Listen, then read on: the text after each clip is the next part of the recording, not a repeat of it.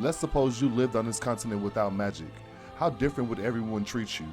The royal families, your peers from Cyrus, none of them would even look in your direction.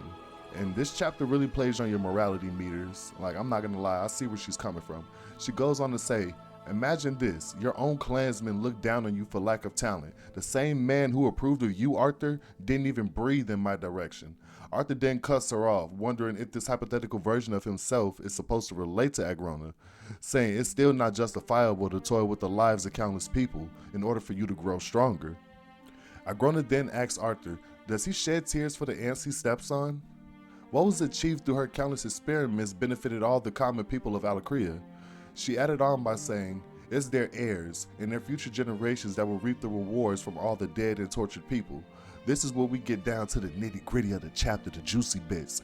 Arthur asks her, what did she accomplish with all those experiments?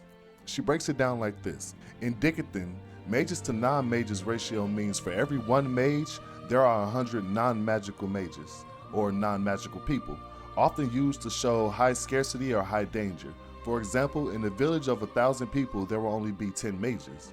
She then tells Arthur to take that same math and apply it to Alacria, and you'll come up with a ratio of 1 to 5, meaning in a group of 600 people, you would expect approximately 100 mages and 500 non-mages, which basically means that she has an entire nation compared to the small army that's backing Arthur, which then sends chills down our hero's spine as he asks her what her goal is in all of this. He'd assumed she wanted help or to get Arthur to turn sides.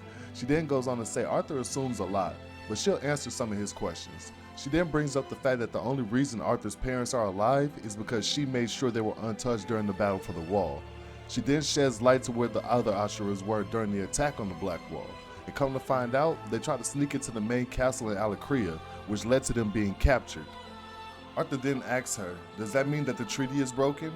Agrona says no, both sides do not want that, so another deal was made in its place. The Asherahs can no longer aid Arthur or Dickinson throughout the war, and she wants Arthur to remove himself and tells him as long as he doesn't fight, his family and friends will be safe. She then feels Sylvie starting to wake back up and begins to take her leave. But before she goes, Arthur asks one final question. Why has she taken an interest in him of all people? Agrona goes on to say it's because of their old friend, King Gray. As the chapter comes to an end.